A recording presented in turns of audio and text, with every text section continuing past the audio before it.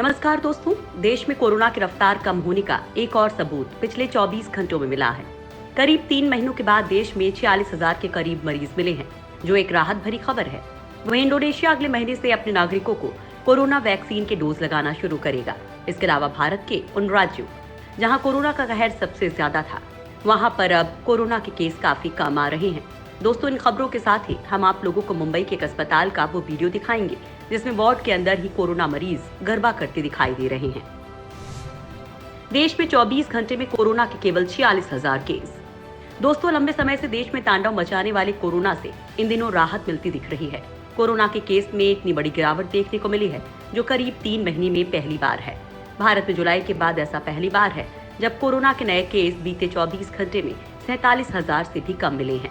Corona के आंकड़ों पर गौर करें तो दिन प्रतिदिन कोरोना से देश को राहत मिलती दिख रही है। पिछले 24 घंटों में भारत में 46,791 नए मामले और 583 मौत के मामले सामने आए हैं। जुलाई के अंतिम सप्ताह में पहली बार देश में कोरोना के मामले 24 घंटे में 50,000 के पार हुए थे। फिलहाल देश में कोरोना वायरस के कुल केस 75,97,064 हैं और एक्टिव केसेस की संख्या 7,48,538 है।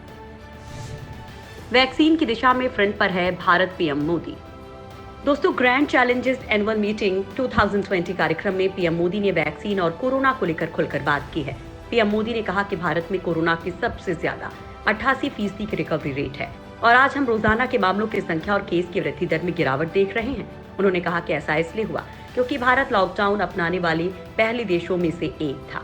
वहीं कोरोना वैक्सीन को लेकर उन्होंने कहा कि हमारा देश इस दिशा में फ्रंट पर है। पीएम मोदी ने कहा कि भारत मास्क के उपयोग को प्रोत्साहित करने वालों में से एक था। यहाँ कॉन्टैक्ट ट्रेसिंग का काम सही तरीके से शुरू किया गया। इसके साथ ही भारत उनमें से एक था जहां पर रैपिड एंटीजन टेस्ट का इस्तेमाल किया गया। इंडोनेशिया में नवंबर से शुरू होगा टीकाकरण कार्यक्रम। दोस्तों, इंडोनेशिया पहले चरण में इस साल नवंबर-दिसंबर के बीच 91 लाख लोगों को कोविड-19 वैक्सीन के डोज देगा। इंडोनेशिया स्वास्थ्य मंत्रालय के रोग नियंत्रण और रोकथाम महानिदेशक अचमद यूरिएंटो ने इस बात की जानकारी दी है। पहले चरण में टीकाकरण उन लोगों के समूह पर किया जाएगा जिनको कोरोना वायरस के संक्रमण का सबसे अधिक खतरा है। इनमें हवाई अड्डे के कर्मचारी, सैनिक और पुलिसकर्मी सहित चिकित्सा और सार्वजनिक सेवा में लगे कर्मचारी शामिल हैं। ये टीका केवल 18 से 59 साल की उम्र के लोगों को दिया जाएगा, क्योंकि अभी तक इस आयु सीमा के बाहर के लोगों पर क्लिनिकल ट्रायल नहीं किया गया है। छत्तीसगढ़, ओडिशा और पंजाब में धीमी हुई कोरोना की रफ्तार। दोस्तों, पूरी दुनिया के साथ साथ भारत में भी बढ़ते कोरोना वायरस मामलों के बीच एक अच्छी खबर आई है। पिछले 30 दिन में कोविड-19 के मामले पीक पर पहुंचने के बाद से इन्फेक्शन के ग्रोथ रेट में आधे से ज्यादा की गिरावट आई है। ये गिरावट सबसे बुरी तरह प्रभावित इलाकों में गिरते आंकड़ों और कई राज्यों में बड़े स्तर पर देखी गई बेहतरी की वजह से हुई है। सबसे ज्यादा असर छत्तीसगढ़ में देखा गया है, जहां 291% पॉइंट गिरावट दर्ज की गई है। यहाँ पिछले महीने 97% ग्रोथ रेट था। दूसरी ओर पंजाब में 132%, ओडिशा में 109% पॉइंट, उत्तर प्रदेश में 78% और हरियाणा में 76% पॉइंट गिरावट देखी गई है, जो एक राहत भरी खबर है। वैज्ञानिकों ने खोजी कोरोना से लड़ने में सक्षम एंटीबॉडी। दोस्तों, कोरोना वायरस का इलाज खोजने के लिए दुनिया भर में वैज्ञानिक युद्ध स्तर पर काम कर रहे हैं। इस बीच अमेरिका की ओहायो स्टेट यूनिवर्सिटी के वैज्ञानिकों ने एक लैब टेस्टिंग प्रक्रिया विकसित की है। ये उन एंटीबॉडी की पहचान करने में सहायक है जो हमारी कोशिकाओं में होने वाले कोरोना वायरस संक्रमण से हमें बचाती हैं। इस खोज से कोरोना वायरस के इलाज की राह में भी उम्मीद जगी है।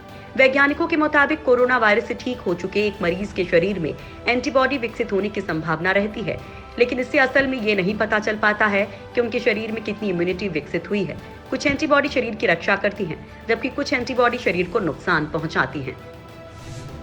भारत में आ सकती है कोरोना की एक और लहर।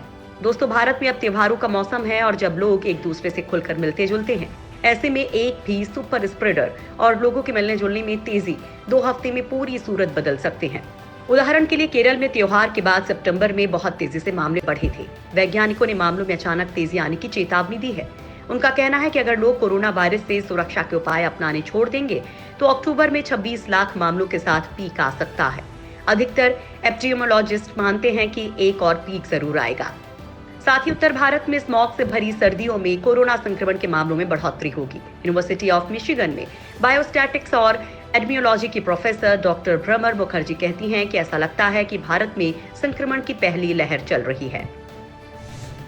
दिमाग की नसों को नुकसान पहुंचा रहा कोरोना। दोस्तों, दुनिया भर में फैला कोरोना वायरस संक्रमण अब फेफड़ों के अलावा शरीर के अन्य हिस्सों को भी प्रभावित करके हमला कर रहा है। दिल्ली स्थित अखिल भारतीय आयुर्विज्ञान संस्थान यानी एम्स में पहला ऐसा मामला दर्ज किया गया है जिसमें कोरोना वायरस के कारण मस्तिष्क की नसों को नुकसान हुआ है। ऐसा 11 साल की बच्ची के साथ हुआ है, जिसके कारण उसे अब धुंधला दिखने लगा है। एम्स के चाइल्ड न्यूरोलॉजी विभाग के डॉक्टर अब बच्ची पर एक विस्तृत रिपोर्ट तैयार कर रहे हैं। इसे जल्द ही प्रकाशित किया जाएगा। डॉक्टर्स के मुताबिक 11 साल की बच्ची के मस्तिष्क में कोरोना वायरस संक्रमण के कारण एक्यूट डिमेलिनेटिंग सिंड्रोम होने का मामला पाया गया है। बच्चों के उम्र समूह में ऐसा पहला मामला है। मुंबई के अस्पताल में कोरोना मरीजों का गरबा डांस। दोस्तों, मुंबई के नेस्को कोविड सेंटर में कोविड के मरीज गरबा करते नजर आए। उनके इस जश्न में कोविड वार्ड के स्टाफ ने भी बढ़ चढ़कर हिस्सा लिया। इस समय नवरात्रि का त्योहार चल रहा है और गरबा नवरात्रि के उत्सव का एक अहम हिस्सा है। ये तस्वीर मरीजों के जज्बे को भी दिखाता है।